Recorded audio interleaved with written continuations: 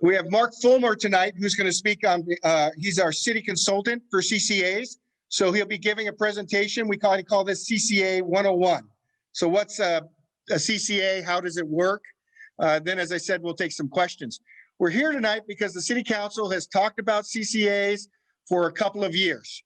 It's a complex topic. Recently, some other Orange County cities joined and created a CCA. Lake Forest had the opportunity to join, so that brought it to the forefront. CCA, the City Council told staff, hey, we want to know what our residents think about this. And so our first step is to do a bunch of outreach, give you some information, give you resources to find more information. And then as the City Council decides whether to move forward, and it is whether, we'll have residents who understand the issue and can weigh in on it. That's very important to the city. So one of the first things we did as staff is create a website. It's www.ca.gov, so lakeforestca.gov /CCA. So you'll find a bunch of resources there, links to other sites.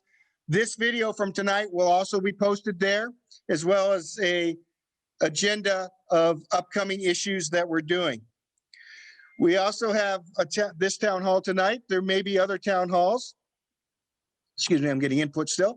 The City Council will discuss this throughout the year. We have an agenda of when they're going to be discussing it. That'll be shown on a later slide. We also have the leaflet, which gets mailed to all the homes in Lake Forest and businesses. There'll be a special section on CCA in the leaflet, and then we'll do other things as they come up and become available. So next slide, please. So tonight, we'll start with the presentation from Mark Fulmer on CCA. After his presentation, which will take 30 to 40 minutes, we'll go over the questions that were submitted in advance. Now, we expect Mr. Fulmer has done this several times, so we expect that many of your questions will be answered by his presentation. Then we'll go to the questions that were submitted. Then we'll turn for in-person questions. We're going to ask that everybody keeps their question or their comment to 3 minutes. We have a timer here that'll start with each speaker. As we had 60 people signed up on Zoom, we didn't get that many people, but we'll also take any questions that come in on Zoom, so those folks can participate as well. We may not get through all of the questions tonight. We're going to stop at 7:30 tonight. All of the questions are going to be on our FAQ on the page that I mentioned earlier, the lakeforestca.gov /CCA. So all of your questions will be there. That's another great reason why if you have questions, go ahead and write them down and get them to Pedro in the front here. And that way we can be sure what your question is and get the right answer for it.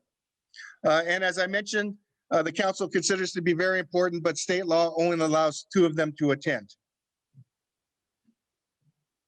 So next slide, please. So as I said, after this meeting, the meeting will be up on the web page. It'll also be on our Facebook page. Here's the schedule of the discussions. Sorry, I'm walking around too much apparently.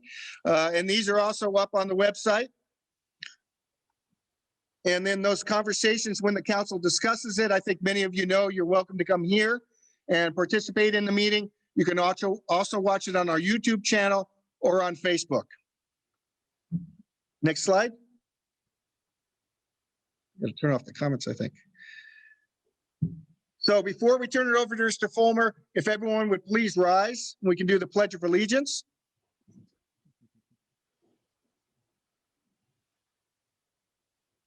Ready? Begin. I pledge allegiance to the flag of the United States of America and to the republic for which it stands, one nation, under God, indivisible, with liberty and justice for all. All right, thank you very much. And with no further ado, we'll turn it over to Mark Fulmer. Thank you very much. Again, thank you for the introduction. My name is Mark Fulmer, and I'm a principal at MRW and Associates. And we're an energy-focused consulting group that has done work with CCAs on behalf of communities effectively since the CCA legislation was enacted over 20 years ago. So I'm going to walk through here tonight, trying to hit a lot of the major issues that people tend to have questions about. So first of all, what is a CCA? CCA stands for Community Choice Aggregation, a bit of more of a technical term. It's also known as Community Choice Energy. The idea here is that a community, that is a city or a county or a group of cities and counties together, form a group that procures electric power on behalf of all the residents and businesses within the jurisdiction. They effectively make contracts or build resources. That power is transmitted through Southern California Edison using their transmission and distribution network to you, the residents and businesses of the particular city who's a member of the CCA. So Southern California Edison, as I'll emphasize, still has an important role here in maintaining the delivery service, but the choice of what energy to purchase, from whom and where, no longer would reside with Edison, but with this new entity, the CCA. The notion of the CCA was created over 20 years ago and came after the 2000-2001 power crisis. It took about 10 years from the time that they were allowed by law till the first CCA was launched up in Marin County, just north of the Bay Area. That was in 2010. The growth was slow for the first few years, but once the concept was proved by Marin and a few of the other leaders, such as the city of Lancaster, the interest exploded in the last half of the 2010. So 2015 to 2020, a huge explosion in the number of the communities forming these CCAs. Right now, the annual load is about 50,000 gigawatt hours, just for that's statewide. And for reference, Southern California Edison serves about 75,000 gigawatt hours. So a significant amount of power. Most of the CCAs right now are located in the Pacific Gas and Electric Service Territory up north, where nearly half of the load is now served by these CCAs rather than by PG&E. San Diego Gas and Electric right now has a very small amount of CCAs, but will be jumping up to nearly half by 2022. And that's because the city of San Diego and a number of its neighboring communities have launched a new CCA called San Diego Community Power that'll begin service in 2022. This just shows what's going on geographically. The green circles or counties are ones where they actually have active CCAs in place. Orange are ones that have made a step forward and are planning on launching within the next year or two, while the ones in gray are ones that have interest shown and have studies being done to perhaps pursue this. So you can see down in Orange County, the Orange County group that was formed at late last year and will begin service next year. So that is certainly a little bit of a high level overview of what it is and where they are.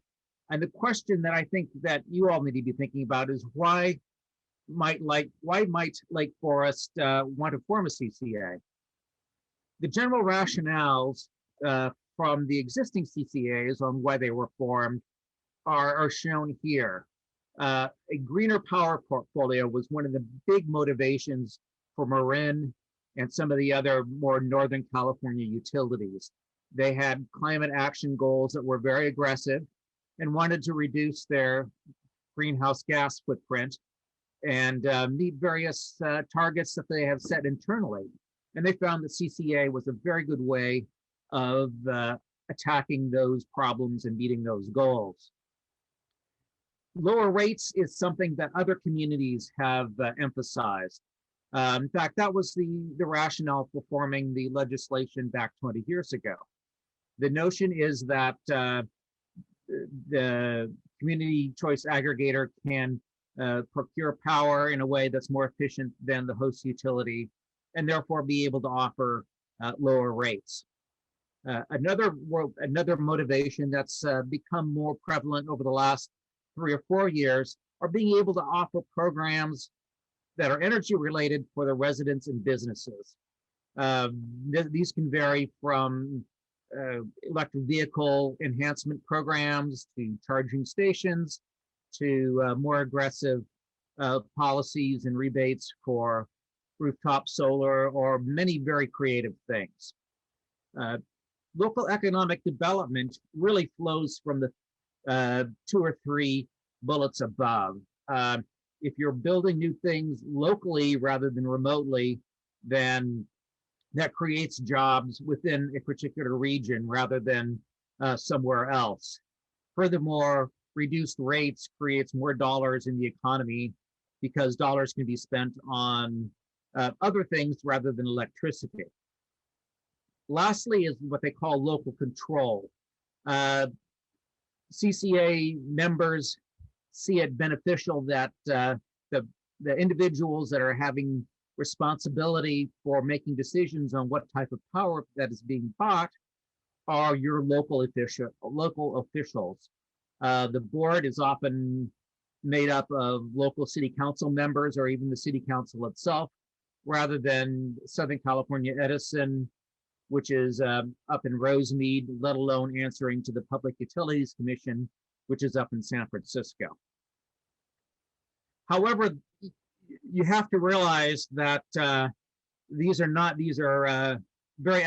aspirational, that you have to have realistic expectations going into this. With respect to greener power, absolutely that is a possibility. But you have to keep in mind that the state has very aggressive policies that are requiring more and more renewable power to be purchased by anyone serving retail load, as well as other policies that are driving down greenhouse gases. So the immediate benefits would be waning over time, as what a CCA is doing is beating the already aggressive state mandates for greenhouse gas reductions. Yes, potentially there are rate reductions, but the rate reductions are relatively modest. We'll see that later. It's generally only a few percent should be expected, and perhaps not every year. It's a competitive world, and you can only save so much given the structure that's out there. Yes, you can offer programs for businesses and residences, but those are not necessarily easy to do. And dollars spent on the programs means that those are not dollars spent to other priorities, such as lowering rates or perhaps buying more renewables. It's a trade-off between these 3 items that just has to be balanced by the CCA board. Local economic development, again, can come out of these programs, but I caution you to think of this as an economic development program. It's a lot of dollars are flowing through here, only a small of which are really the ones that are developing additional jobs and economic stimulus. So yes, it can do that, but if you're interested in economic development as a primary goal, this may not be the best way to do it. And then local control, yes, your decision makers will be your local city council people, as well as those of your neighboring cities if you're in a JPA. So you can get up on the city council meetings and speak to them directly. But that also comes with responsibility. That's complex, a complex endeavor that that even though you're having local control, but it's a lot of work.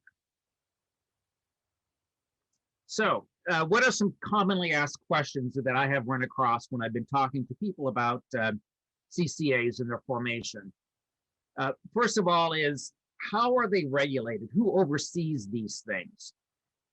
Effectively, the CCA is run by a board, and that CCA board is either the city council of the city that is running the CCA, if you have a single city model, or it's a board, if it's a joint powers authority, that means a number of cities and county are joined together, then I have a board of directors that have representatives from each of the cities or counties that are in there. And that board has full control over what rates are going to be charged by the CCA for the power that they're providing, what type of power is being purchased, where and how it is done, and choosing the priorities on offering programs and services, what they would offer, and whether they would offer the programs rather than some other direction that they may want to take the CCA. With that said, there are still relatively stringent state requirements that the CCA must follow. Generally, it has to do with meeting environmental goals that are being set by the state. Generally, with respect to renewable purchasing, right now, the state says by 2030, 60% of every CCA and utilities power has to come from renewables. So that's a goal that they must meet. They have other requirements that the state puts on them that they have to demonstrate that they're meeting to make sure that they're maintaining the reliability of the electricity grid, as well as other goals that the state has set out with respect to electricity. Again, Southern California Edison is not out of the picture. They have obligations too. First of all, they have to deliver the power. They have to deliver it at effectively the same rate or at the same rate as they would for their own customers. They provide all the metering and billing services, so you won't be getting people in CCAs don't get a separate bill from their CCA. They just get one bill from Edison that has it broken out on the bill. It has a line that says this is for your CCA power, and then they have to maintain non-discriminatory services towards CCA customers. So they've got energy efficiency programs and the likes, and it doesn't matter whether you're getting the power from Edison or from the CCA, you get to participate. Okay, now where do these CCAs get their power? Given the structures that they have to meet, within that envelope, early on, of course, when they first start off, they have to get power contracts with either marketers or other entities that are in the wholesale market, where because of course they wouldn't have had time to buy or cause to be built any new power plants or any new wind farms or the likes. So you start out with buying existing resources, and as time goes on, the CCAs then have typically, in fact, there's some requirements for it, that they go and enter into their own contracts with specific resources, so they can point to a solar field and say, okay, we have a contract with that solar field that is serving our customers with this wind farm and the likes, and so that gets phased in so till they're mainly using specific contracts with new resources that they had caused to get built. That's the overall goal, and that's where the greenhouse gas savings come from.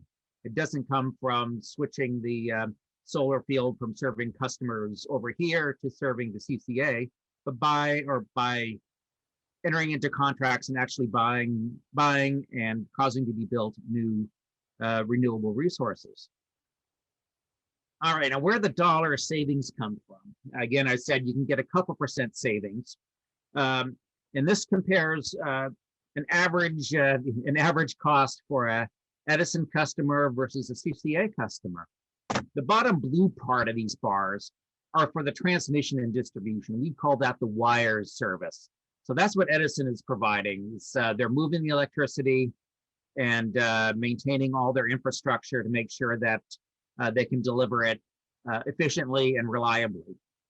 The orange part on the left is the amount of cost associated with Southern California Edison's generation. So that's the amount for the power itself. So that's to cover the cost of their power plants, the contracts that they have with other renewable developers or others, and anything else that they're using to provide the power part of their resources. On the CCA side, Again, we have the same transmission and wires charges. And then we have the green piece, which is the CCA cost to provide power. And it tends to be less than the utility for various reasons we may get into in the discussion, but they tend to be able to do that less than the utility.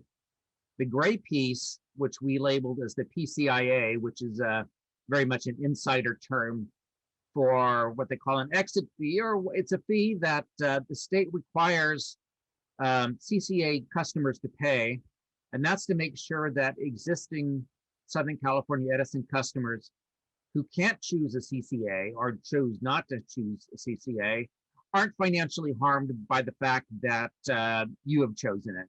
So if you think up in PG&E's territory, if almost half the customers are getting power from someone other than PG&E, that could cause problems for everyone else with respect to their rates if that weren't addressed. So that's what that piece is. And that little bit on the top, which is typically 2 to 5%, is where the rate savings are coming from. So how much rate savings are actually being seen?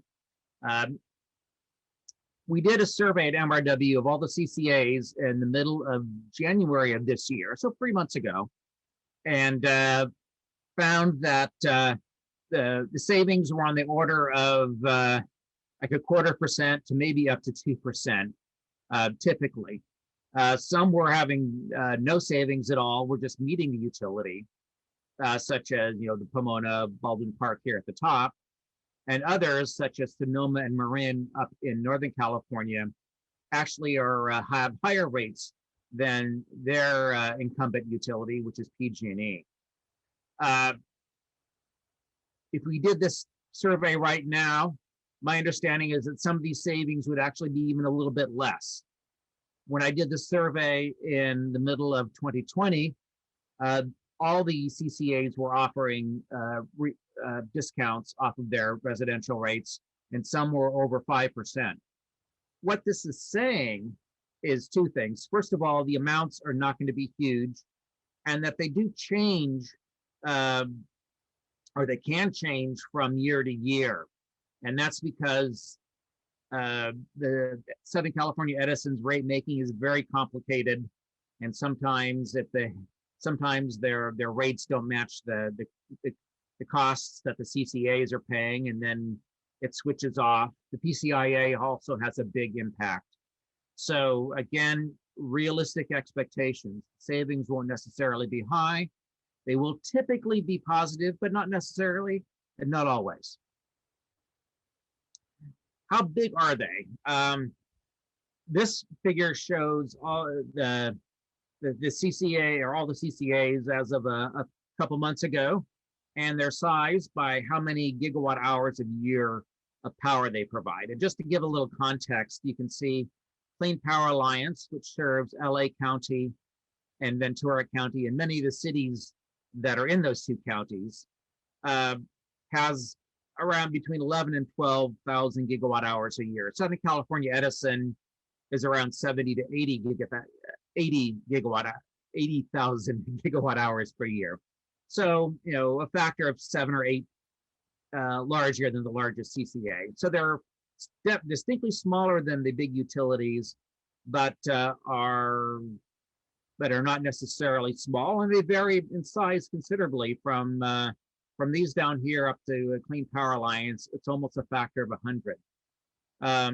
Were Lake Forest to form its own CCA, just as the city itself, and not join someone else, it would be one of the smaller ones, but definitely not the smallest. So that suggests that on size alone, it would still potentially be a feasible option. Next are some customer perspectives. First of all, joining and leaving the CCA. The way it works is once a jurisdiction says, all right, we're going to do a CCA, everyone who is within that jurisdiction is automatically enrolled. It's called an opt-in, or an opt-out, excuse me. But what that means is that was set by the legislation that established the CCA laws. It said, all right, city, if you want to do this, everyone's going to be automatically in unless they choose to say no and they want to remain with Southern California Edison. So that's by law. Some say it unfortunately, but that's the way it is. So as a customer in that area, you get 2 mailed notifications before you start getting service from the new CCA, and then 2 notices once a month after that during the first 60 days of service. During that time before service begins and during the first 60 days, you can just say, no, I don't want to do this. And they often provide easy ways of doing that via telephone calls or websites or postcards if you're really getting old school, that you can say, no, I don't want to do that. After that 60 days, let's say after a year and a half, you say, no, I don't like this. I'd like to go back to Edison. You can do that. There is nothing that keeps you with the CCA. It'll generally require a 6-month notice. So if you say, I want to leave in January, you leave in July and go back to Edison service in July. There's typically a small processing fee of like $5. It is what effectively I think all of them charge. And then you have to remain with Edison for a while. The idea is to keep people from hopping back and forth between CCA and Edison service on small rate changes that would only be really temporary. CCAs typically offer some choices to customers beyond just we're not Southern California Edison. The example I have here is from Clean Power Alliance, which serves LA and Ventura counties. And it offers 3 different types of power at 3 different costs. So it ranges from what they call lean power, which effectively meets the requirements of the state and offers a rate that they try to keep less than Southern California Edison. What they call clean power, which provides at least half renewable power that matches about Edison, and then something that's 100% green, so it's all renewable power at a price premium. Now, what a CCA chooses to do and how many options they want is completely up to the board and to the CCA, and that's one of the what I call local control benefits. It can reflect what the community wants. Some say, absolutely no nuclear. Some are okay buying some nuclear, or the likes. So these options are going to vary by the CCA, but they generally vary by the amount of renewable energy content that they're providing, with the more renewable rich options costing a bit more than the more standard ones.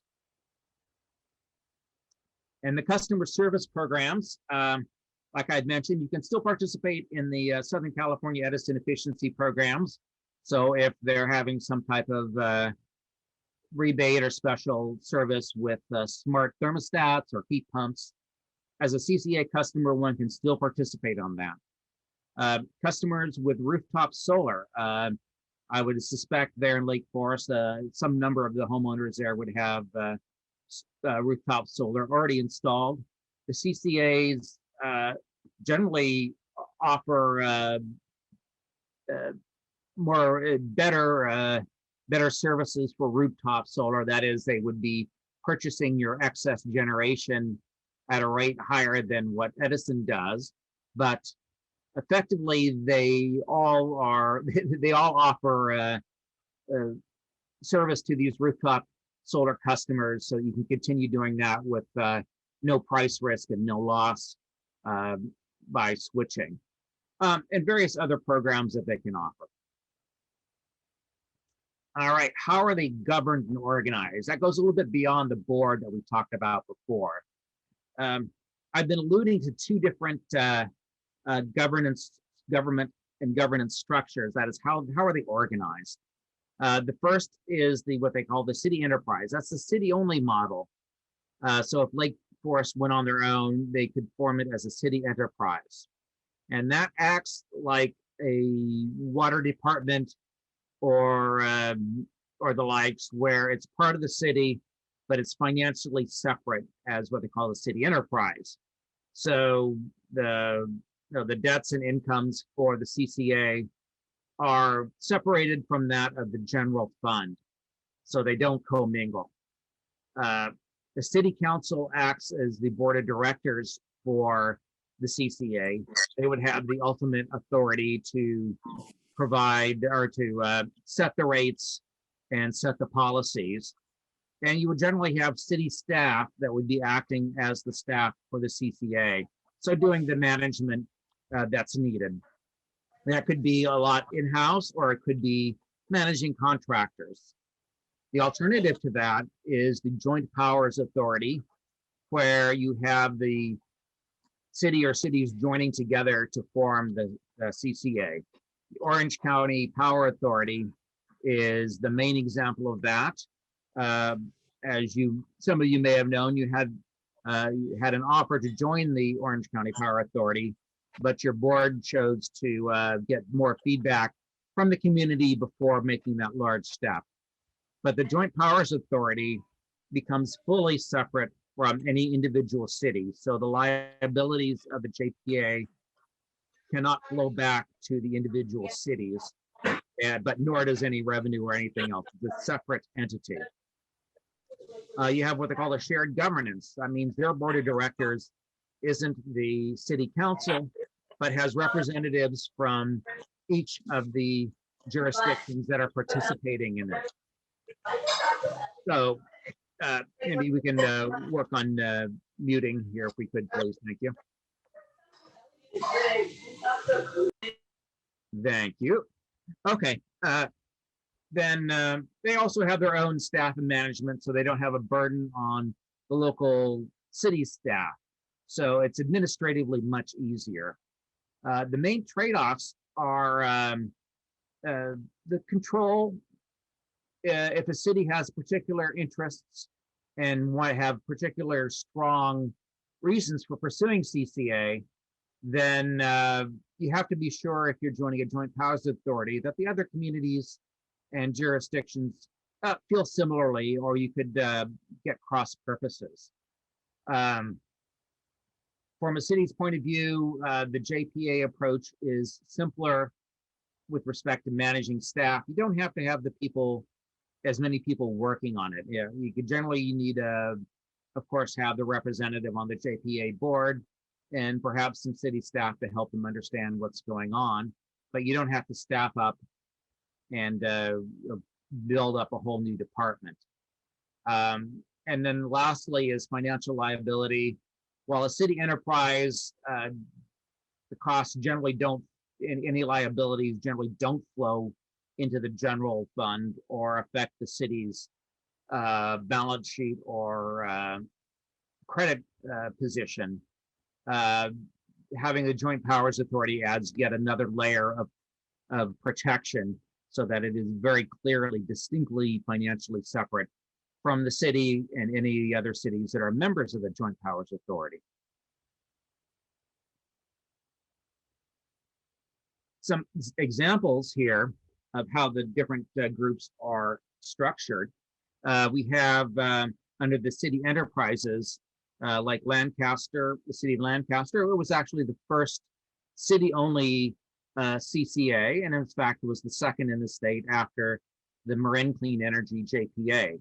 But you have other ones that vary from the inland LA County through Pico Rivera to others that are quite urban. So these are cities that wanted to form a CCA, but didn't necessarily want to join in with any of their neighbors to go the JPA route. So the JPAs are shown on the other side. So again, the Clean Power Alliance is the big one, but you also have Western Community Energy in Riverside County and Desert Community in Palm Springs area. And then I have a little stand in there for the Orange County Power Authority, which is just starting up. And we'll get their own logo rather than the one that I just made up for them. All right. What are some of the benefits and risks here as you move forward? I think a lot of this we've covered, but let's get it laid out clearly for us. So in general, the benefits of the CCA are the reasons that you pursue CCA to begin with. You know, potentially lower rates for the city's residents and businesses, a greener power portfolio, more renewables, explicitly purchasing greenhouse gas-free power. You can have specific programs for residences and businesses. Again, for some communities in some areas, that's very important. Some areas that perhaps are a bit more low income, they've often said, okay, we'll try to get lower rates, but we're really focused on getting some programs for our businesses and residents because they seem to be really passed over by the other state programs. Again, local economic development and customer choice. Again, we went through what that one CCA, Clean Power Alliance, was offering. So customers can choose not only Southern California Edison, but also a number of different choices within the CCA. And again, local control. Those are generally the positives that people see moving forward with CCA. Some of the risks that you have to think about, and in particular your city council has been having to think about, is what might be problems that could crop up. Probably the biggest one that's discussed, and unfortunately you can't necessarily provide a 100% answer on, is what can you actually, what type of rate savings can you provide? Can you provide power at a competitive price?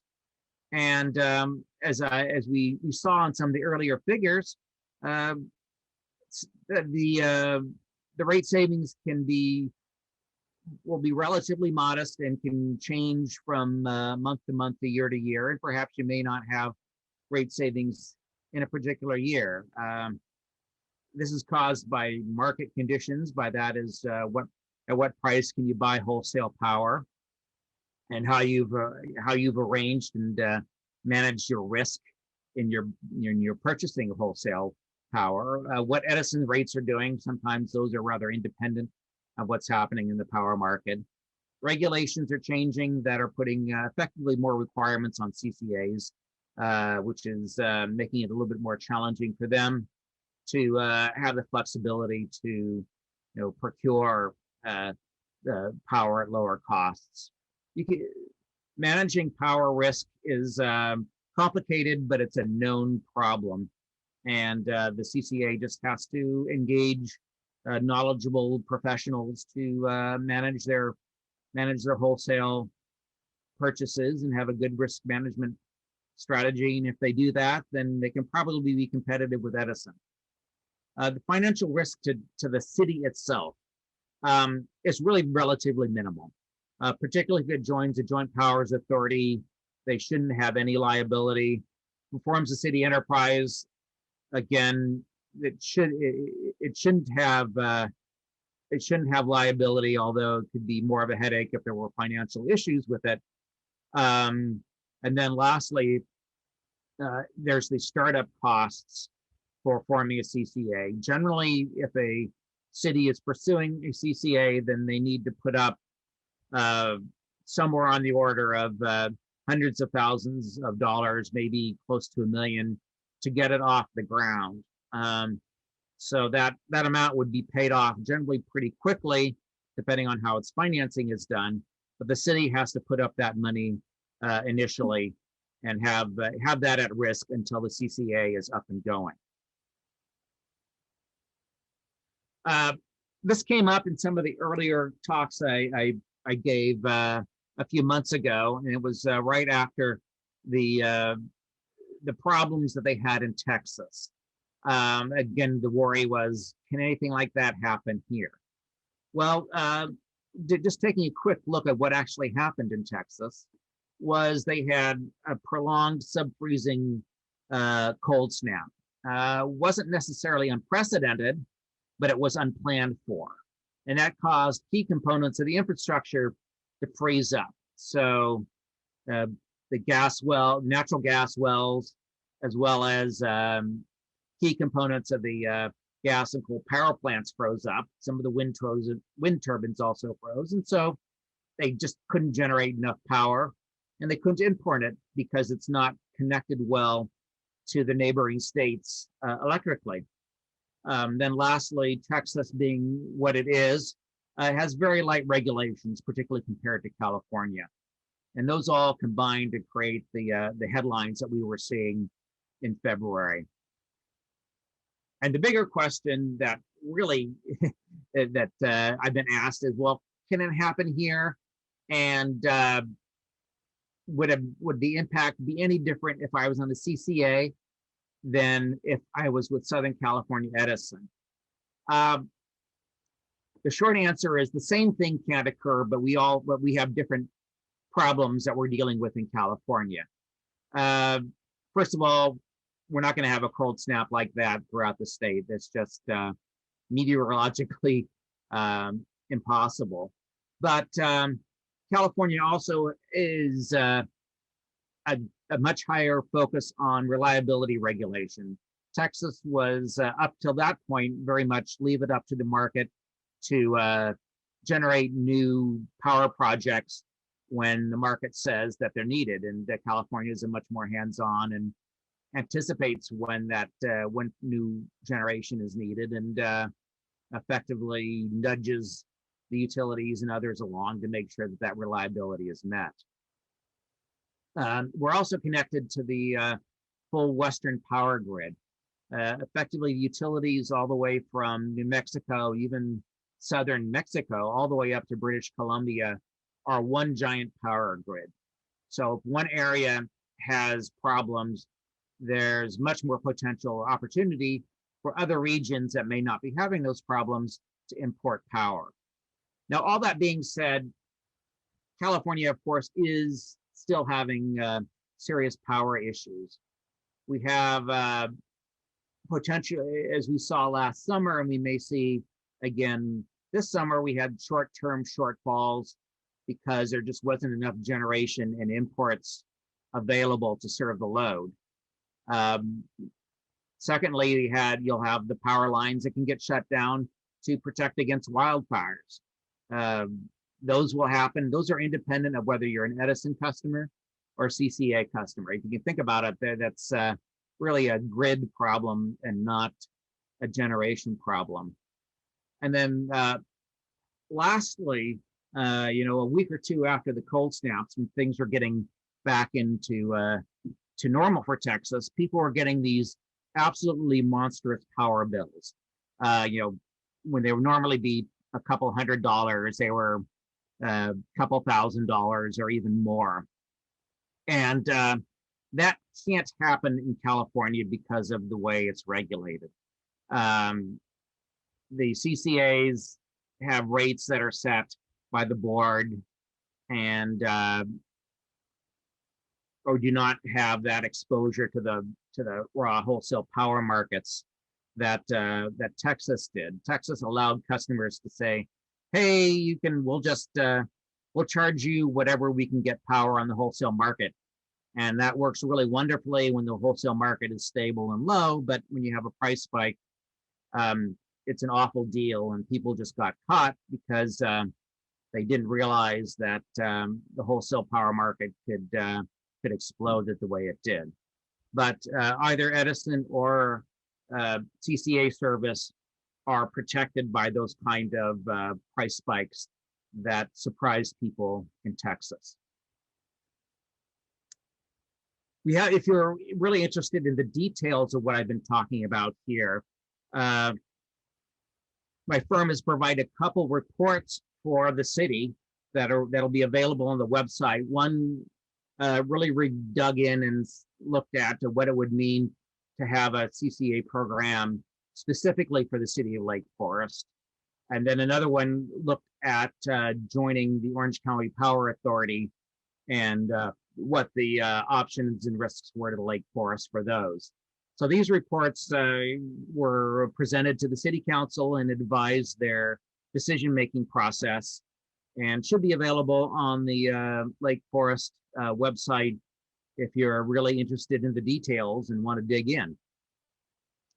So effectively, that concludes my presentation, and I'm going to turn off the slides, and then we can move on to the questions and comments. So thank you. I had happy to present this and hope that you found it interesting and informative. Thank you, Mark. Thank you for that presentation. As I said, we're going to start with the written questions that were submitted. We had 20 some odd of those. Many of them were answered. I'll read them all to acknowledge them. And then Mark will answer those that need some detail. We're doing a bit of technological gymnastics up here where I'm muting and unmuting to prevent some feedback. So it'll take me just a moment. And if there's really bad feedback, I'll shut it off, but my apologies for that. So these are in no specific order. The first question that we got as a city, why did the Lake Forest City Council opt out of the JPA initiated by Irvine? So as Mark mentioned, the city of Irvine and a couple other cities formed a JPA, the Orange County Power Authority. The city council entered that and was able to get out of that without any penalty. And again, as I mentioned in the beginning, the council just wanted to study the issue more and certainly get more public feedback. So that's why we appreciate you're here tonight. We appreciate if you're living or watching on Zoom, but the complexity of the issue, the city council just wanted to make sure the residents were involved and engaged in that. So that's why we're here tonight. And again, the second question was also, I'd like to understand that why the city council voted down joining Irvine as a coalition to purchase energy from renewable sources. Again, I answered that. And then also, as Mark mentioned, the option for renewable sources is already out there to some degree through our energy provider, SCE, and the council was certainly aware of that. Mark mentioned this, but I'll turn it over to Mark. This is about solar power and if how does it work if you have solar power? And certainly when SCE puts on a plan that when they generate their own power, they can use some of theirs if it's a cloudy day, but the demand charge is what the bill used to cost, and that's where SCE now gets you. So Mark, could you go ahead and explain a little bit more of the relationship between SCE and solar power users? Sure. Yeah, that's solar power and how they design their rates is a bit of a wonky mess, but effectively for what I'm going to focus on a couple things. Yes, in general, when the sun isn't shining, of course, you don't have solar, and that's why they have to have the other resources available on hand to provide that power. And that would be the same with the CCA. If they're relying on solar, then they have to meet reliability requirements that says we've got backups to provide all the load as we need it. And there's various contractual ways of doing that. The way it hits the customer is what he was talking about on demand charges, which in general, demand charges are a piece of commercial rate design that is used mainly for the wires charges. And so, yeah, and they charge you on like the amount of power that you use, the most amount of power you're drawing it over any like 15-minute interval. And that's a really hard one when you're with the solar. That's hard, and I hear you, but it tends to be what they call a wires charge. And unfortunately, that's not something you can really change by going to a CCA. Their big advantage is to be able to compensate you more for your energy output when you're feeding power back into the grid from your solar panels.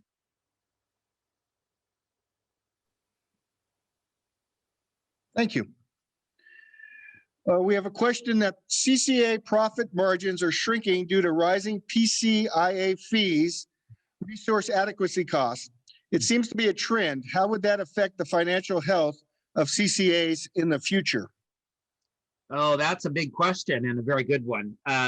You are the questioner has obviously followed things closely because those are two factors that are really indeed narrowing the margins that the CCAs are experiencing. Both of those, I see relief in the next few years. The PCIA is should decline over time as the cost of power increases and the utility loses expensive contracts.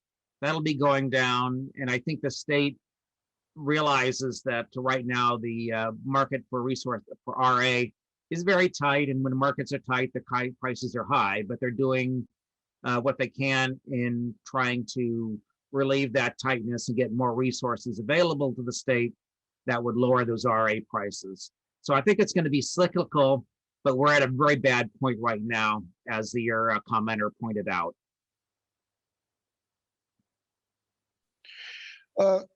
OCPA refused to allow Lake Forest reasonable requests to amend their agreements and allow Lake Forest more equity and greater voice in the decision-making process. We talked about that. That sounds more like a question for OCPA. So we're going to move on to the next one. Mr. Fuller, 26 Orange County cities get their power from Edison. So far, only 4 joined the CCA, the Orange County Power Authority. Why is OCPA having a difficult time recruiting new members? And that's if you feel comfortable. Well, I can say that OCPA was very much on a fast track last year when they got going, and like Lake Forest, other cities were very interested in CCA, but wanted to make sure that they understood fully all the implications, as well as make sure that they had full community engagement. And many cities felt that they couldn't do that in the time frame that was being requested by OCPA. And my understanding is that there are many other cities that are looking at OCPA now and are quite interested, but just didn't feel comfortable stepping out when being asked to at the end of last year. Thank you. If CCAs are so attractive and offer so many benefits, why are ratepayers automatically enrolled after a city joins? I believe you mentioned that was legislation, how the law was written. Yes. If a city joins a CCA and things go badly, is the city partially liable for the cost of a long-term energy contract that the CCA entered into? Could it be a liability of millions of dollars? How would that impact the city's general fund? And then if a city wants to opt out, how does that work? Exiting a CCA is something that's laid out in the foundational documents of a JPA. So effectively, the one that for Orange County Power Authority that I had looked at said, yes, you are able to depart that. However, you could have some liabilities in doing that. So if they had purchased, if your departure causes them to have more power than they need to serve their remaining customers, then the city would be liable for, the difference between what they could, sell that excess power versus what they're contracted to pay for it. So there could be some liability. I couldn't really speculate as to how big it could be, but yes, that's another point, that this is a long-term commitment. This is not something you want to do for 3 or 4 years and say, nah, I don't like it. This is you're in this for the long haul, which is again why I think some of the cities were taking their time in deciding whether to join the OCPA or not. What are the full-time salaries for the CEO and COO of the Orange County Power Authority? Are they considered full-time jobs, or they have other day jobs? So that is public information. The city will track that down and post that out on our website. They are full-time jobs, and the salaries are public. So that'll go on our FAQs for those of you curious about that. You could look at them there.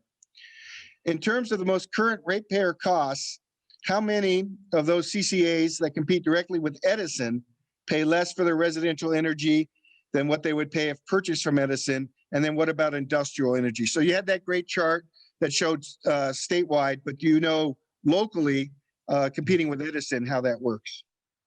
Well, I haven't, well, on the residential side, the comparison that I showed, and I'm hoping that perhaps the slide deck will also be loaded up, but it showed the basic Southern California Edison residential rate versus the lowest cost CCA rate for each of the CCAs that we looked at. And for the most part, well, at the time that I did the analysis, about a third of the CCAs were exactly matching Edison, and the remaining third were maybe offering 0.25% to 1.5% savings. So relatively modest, but none necessarily higher. That could be changing or could be different right now. Industrial rates, it depends on the CCA. I note that Clean Power Authority, the large one there serving LA County, made a policy decision to set their rates at the cost to serve those customers, regardless of whether that was lower or higher than Southern California Edison. So they were actually higher than Edison for that particular class. They were very upfront about that and try to communicate that to those customers so that they can make an informed choice. But no, not every CCA offers rate savings for the very largest industrial customers. So in the imminent contract with OCPA that the city considered, there was an eminent domain clause in there. Could a JPA and OCPA direct the city to surrender some city property for energy infrastructure?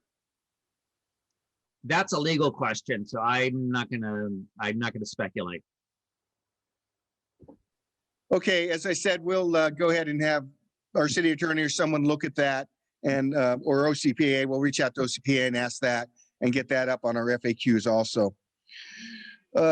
We mentioned that ratepayers already have access to the wide range of renewable energy. So we talked about that. The advantage for purchasing through CCA, again, would be some of the things we've talked about today. Please explain what renewable energy certificates are used for and the term greenwashing. Is it a maneuver that allows CCAs to purchase brown energy, which is made from natural gas and coal with RECs, then relabel them as green energy upon sale? Is this true? And what can you tell us? Effectively, that's there are two things. First of all, the California has a rather strict protocol for reporting the renewable content of power, and they are again called renewable certificates. So there's different kinds.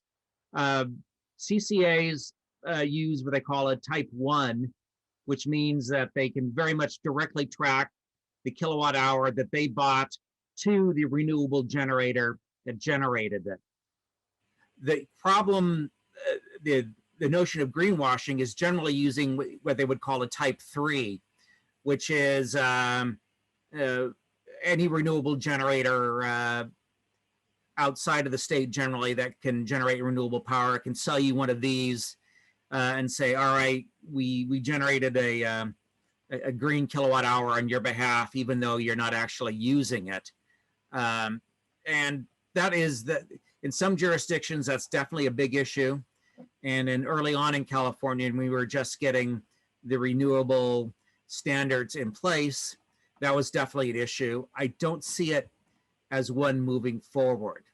The second notion, again, is I tried to address, is that initially, when a CCA first starts, of course, it can't have built renewable generators before it exists. So it has to go into the market and buy renewable power from power plants that already exist. So that's a bit of a renewable power shuffling.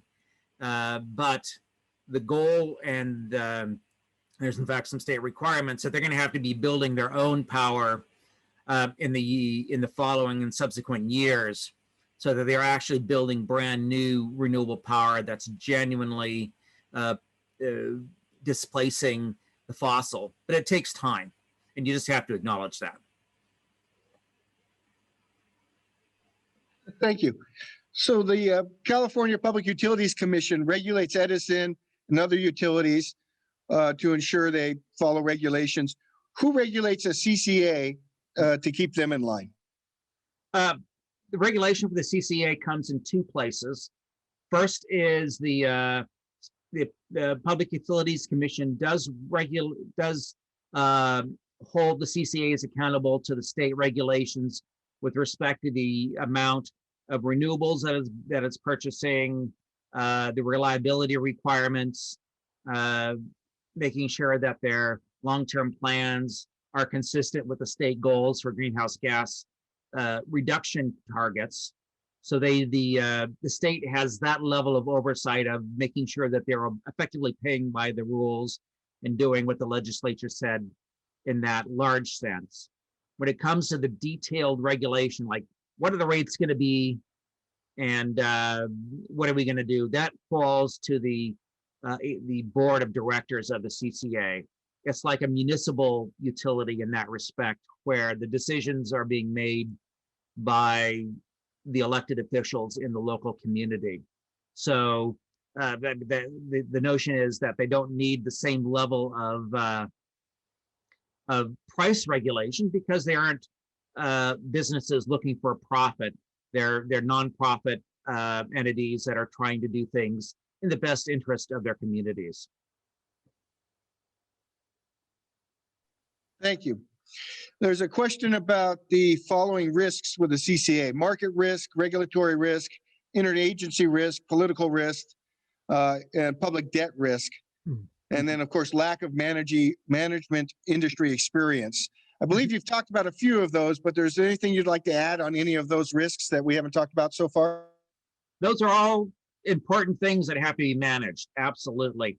And I would point you to the reports that my firm prepared and should be available that discuss those in greater detail. But I have to acknowledge those are all important things that have to be dealt with. The OCPA says they're going to retire their debt in 2027. Could that debt be extended past that year? Could a loan be refinanced? That's an OCPA question. So I can't speak to that. And then you've mentioned again about how an agency would withdraw from a CCA, a Joint Powers Authority. You mentioned it's not something someone wants to do for the short term. It's a long-term commitment. What are the challenges of getting out? Is it financial, procedural? How does that? Well, procedurally, it's probably not necessarily difficult. You would have to have, let's assuming this is a member of a JPA. If in a JPA, the city council of the group that wants to withdraw has to provide notice to the JPA board saying, we wish to withdraw. There would then be a negotiation period figuring out what type of liabilities that city would have to assume and how that would be treated. And then I think there's either like a 6 month or a year time frame from when notice is given to when they would actually withdraw. So procedurally, it's laid out in the Joint Powers Agreement, but it's conceptually simple, but it would be quite a morass of detail to work through. If it were a city enterprise, it would still be probably pretty messy, and that could end up with liabilities to the city.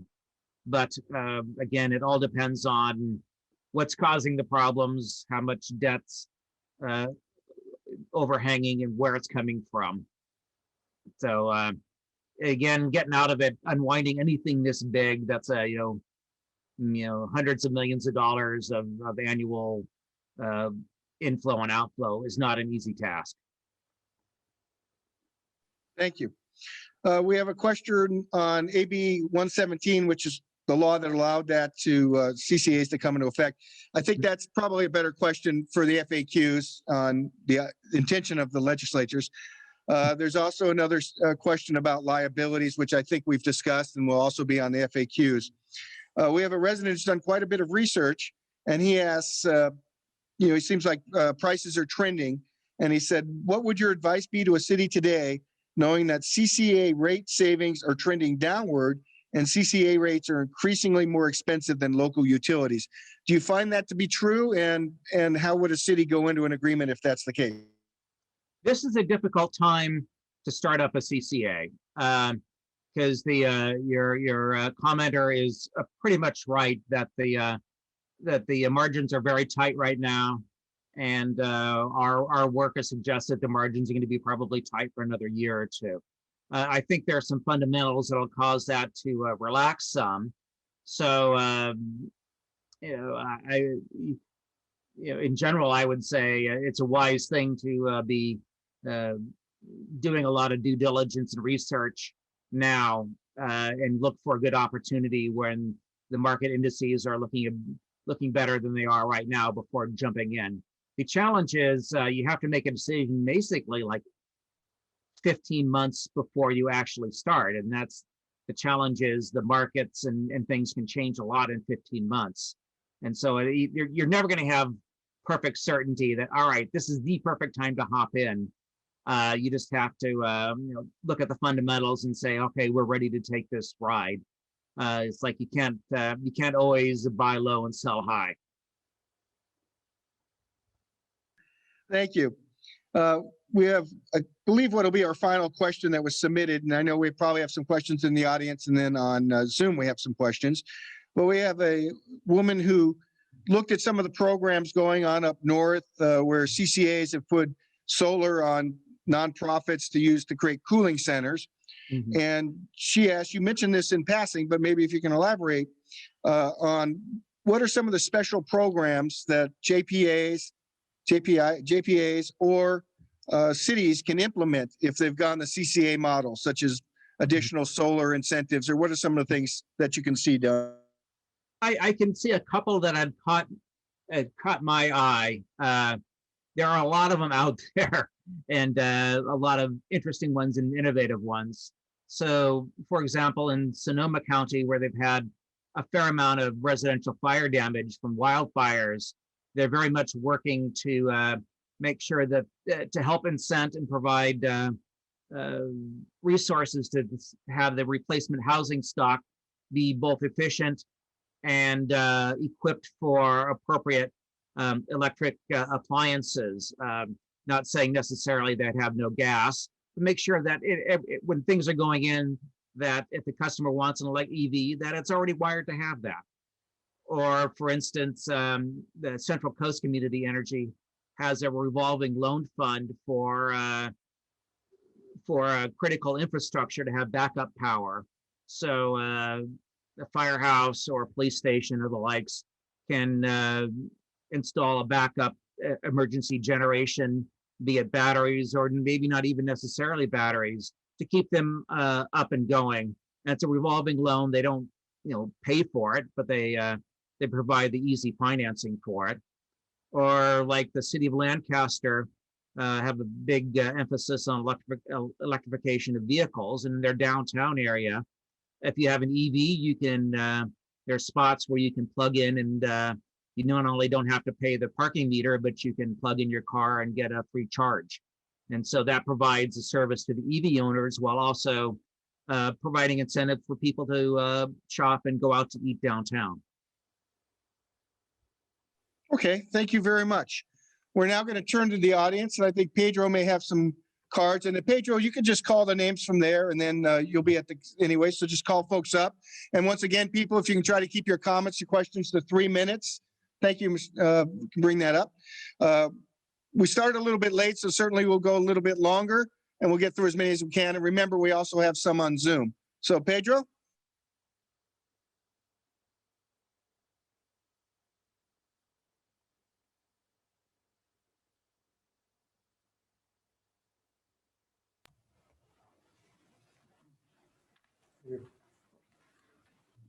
Good evening. My name is Oren Falkenstein. I'm with Applied Medical Resources. I'm here as a commercial resident to represent I want to start out by saying we don't have a vested interest in working with the city and or saving electricity saving costs. We generate here in Lake Forest about 85% of our electricity alone by ourselves, and only the rest we procure. So this for us, this is not about cost savings, but we do want to share our experience, and we do have team members in the city of Lake Forest. I love the city of Lake Forest, and would like to comment on CCAs. And we want to support CCAs for 3 reasons. One of them being you will have the choice of choosing what kind of electricity, which green electricities to procure, other than relying on the local electricity provider, and you get what you get. The second reason is cost savings. And I think it does make sense to put this in perspective when you're talking about only 1-2% cost savings. The city of Lake Forest is about close to 28,000 residences, and with the electricity consumption on average in California of about 7,000 kilowatt hours, if you save only 1 penny and do the math, it's about $2 million a year. What's wrong with saving the residents $2 million a year? This is residential savings only. I'm not talking about companies in Lake Forest. And on that, I can comment on the third one very well. CCAs, and I believe you mentioned it as city enterprises. CCAs will not only allow you to procure electricity from the free market, the city would also be able to provide electricity to its residents. And with that, again, we have a lot of experience by self-generating electricity. It is capital intensive, it's very expensive, but it definitely makes much more savings than 1-2 pennies a kilowatt hour. Okay, thank you very much, sir. Jonathan, we couldn't understand him. Sorry, it'll be on tape. Can we pull the mask down so that we Sure. can hear him? Thank you. Thank you. The next speaker will be Herb Cohen.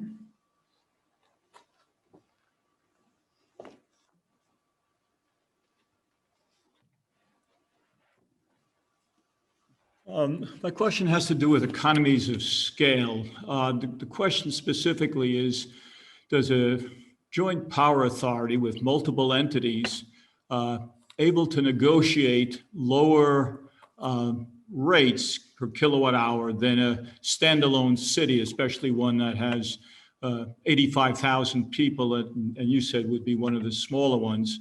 And I recall your chart. You had a graph of some very large CCEs.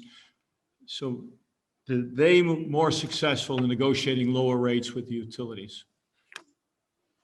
That's a good question. I'm gonna ask Mark to wait just a moment while we turn that on. Okay, there we go. I believe I addressed this in one of the reports that I prepared for Lake Forest. And I first looked empirically and looked at the, graphed the size of the CCA versus the rate savings. And you would expect, larger CCAs to be able to offer more savings. And I didn't see a trend there. It was a fairly much no correlation between size and rate savings. What's happening is, but the problem is there's a lot of other confounding factors.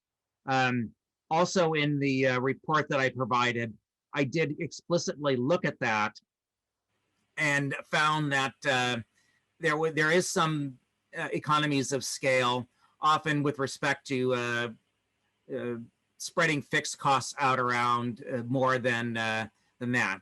The smaller cities have often banded together to do some joint procurement, so they do have some economies that they might not get otherwise. But small cities are making a go of it.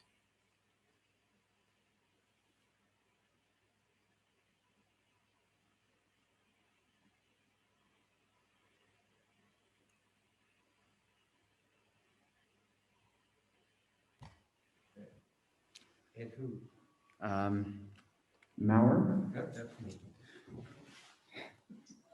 Sorry if I got that wrong.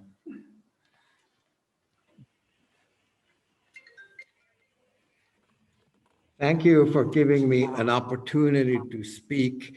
I am Ed Maurer and I live in Mission Viejo. However, I speak on behalf of the Sierra Club, and we've got quite a few hundred members here in Lake Forest. And I want to make two brief comments about the excellent, very neutral presentation that we heard. Number one, the cost savings are very minor, but if you're a nonprofit such as a church, and you can save a few $1,000s a year, that could turn into some very nice benefits for the members of that organization. The other item that I wanted to mention about the presentation is that the programs that the CCA would offer can produce a lot of jobs, electricians, plumbers, you name it. But what I really wanted to address is the situation with SCE. They have a somewhat destabilized power situation since San Onofre closed. And the CPUC is asking them to start a pilot program in Orange County, and I think it includes a part of Lake Forest, on a basis of distributed energy resources. That is a virtual power plant consisting of batteries owned by individuals, mostly who have solar roofs.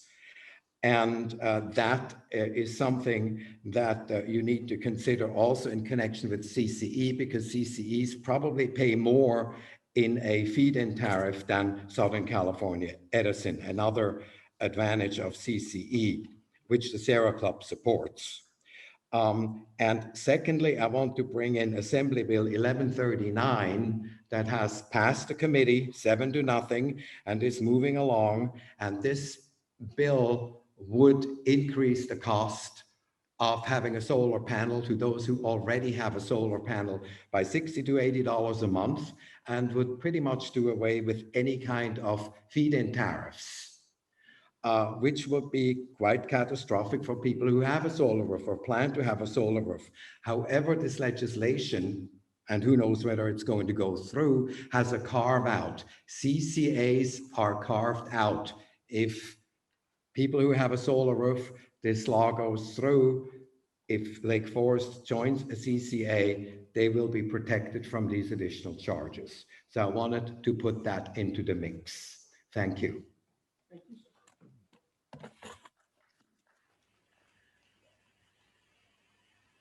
you. The next speaker is Walter Nobrega.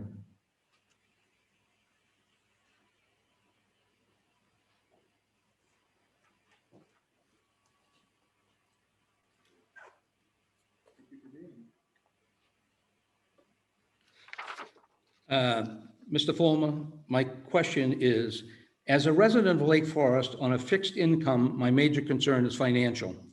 I am using Marin Clean Energy as an example because it was the first CCA in California and a model for all other CCAs in our state. Most CCA literature states that the savings over local utilities would be around 1% to 2%.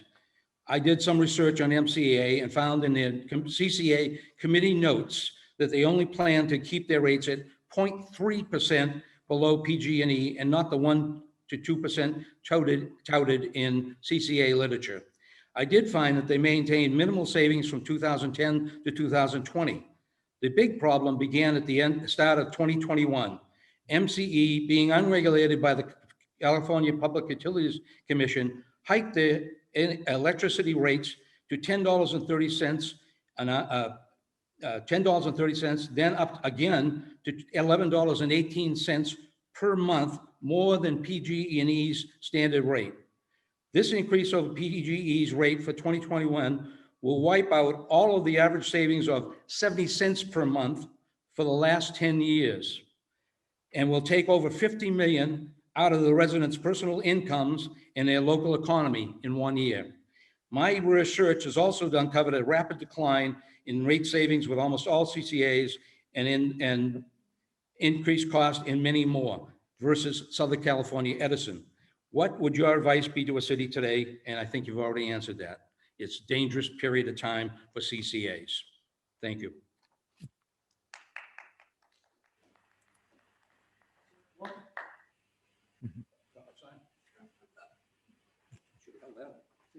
Mark, want to answer? Yeah, well, I think he did acknowledge that. Yes, it's his research is accurate, and it is a challenging time, and but I don't think it will be a challenging time forever. But you just have to acknowledge these things are going to happen. You're going to have ups and downs, and we're in a bit of a down right now.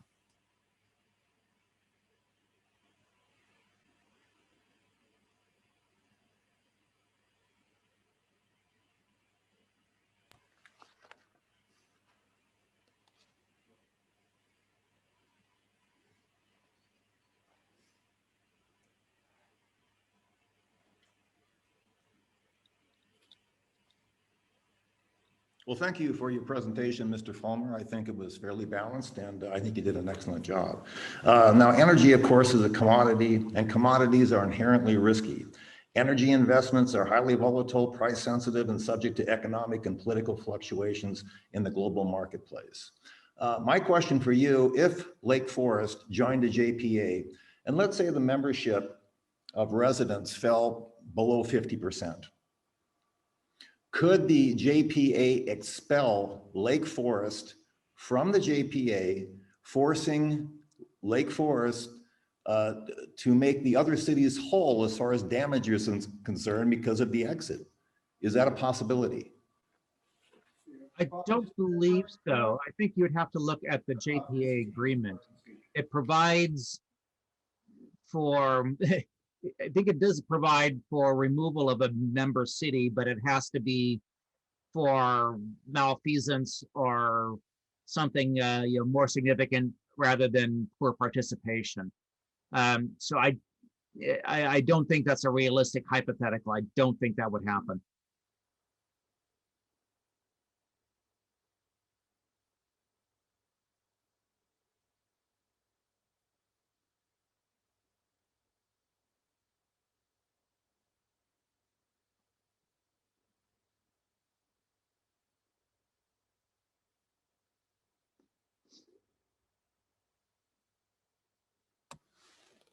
Thank you. Hi, Mark. Andrea Alexander here. How are you? I have some questions about profits. The JPA, Orange County Power Authority in particular, would be a nonprofit. Is that correct? Yes. Yes. Okay. You better nod because you're not on. Thank you. And the Edison is a for-profit and is beholden to their stockholders. And they, what's the point I'm trying to make here?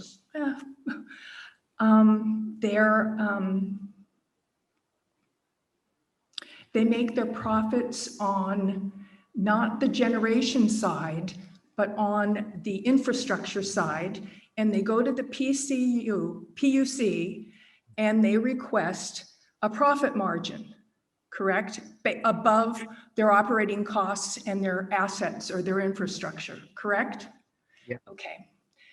With the JPA, and also Edison is subject to tax liabilities that the JPA is not, because because the JPA is a nonprofit.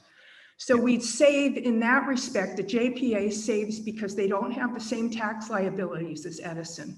Also, they save, since they are a nonprofit, any money they do make has to go back into the JPA in forms of, say, power where you plug your cars in. I forget what you call them. I'm nervous, I'm sorry.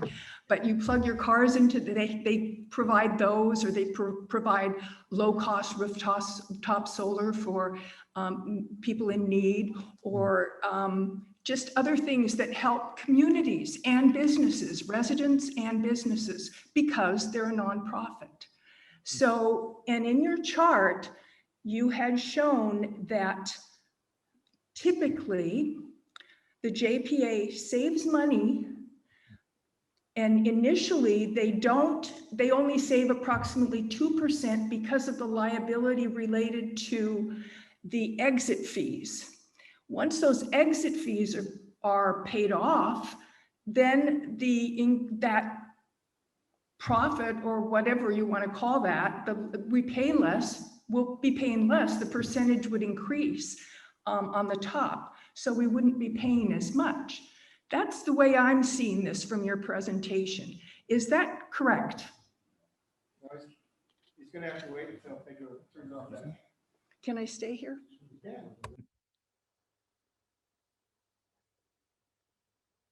Well, it's a lot more complicated than that. I think you have some facts there that are basically right. The PCIA will be going down over time, but that's not the only moving part. Edison rates will also be changing, as will the CCAs. So overall, I think the margins will increase over the latter part of this decade. But there's a lot of different things that are happening and interacting. And in fact, there's some charts in the report that I provided that show something like what you were discussing, showing those margins increasing with a lot of discussion of what's going on and what could happen otherwise.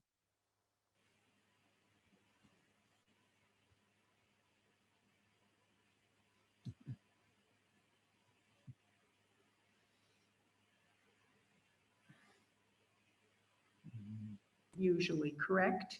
The energy that's purchased would go at the market rate. So Edison and the JPA might be paying the same rate? It's a, That's my question. yeah, it's they only both Edison and the CCA only purchase a small amount of their power, on the market rate. A lot of it is tied up in long-term contracts, and how those different long-term contracts compare is probably more important than what the actual market price is. You're welcome.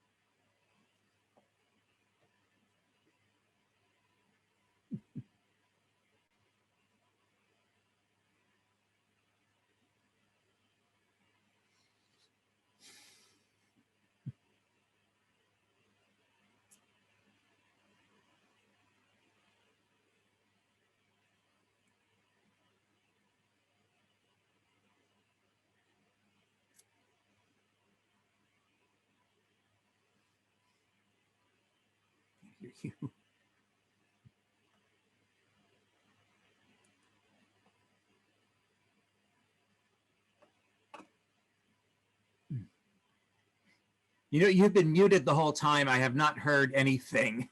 If you're talking to me, I was trying to signal.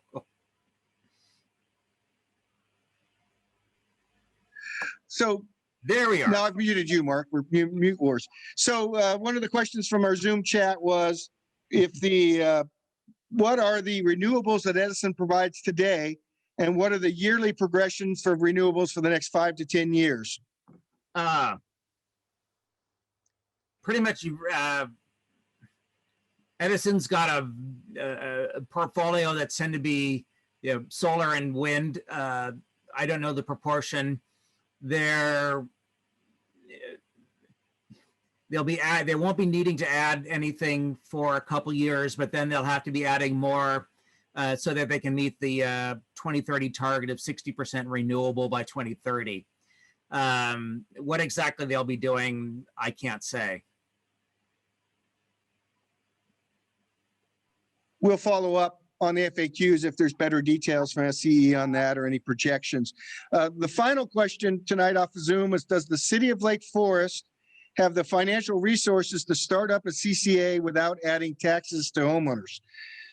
We can put the official answer on, but I hope you all know our city is very strong financially. We're one of the largest cities in the state and country to be zero debt. And we have a very fiscally conservative culture and city council here. So I don't know if I can come out and say there would be no taxes. It's very difficult for a city to raise taxes. So that would not be a concern. We'll answer.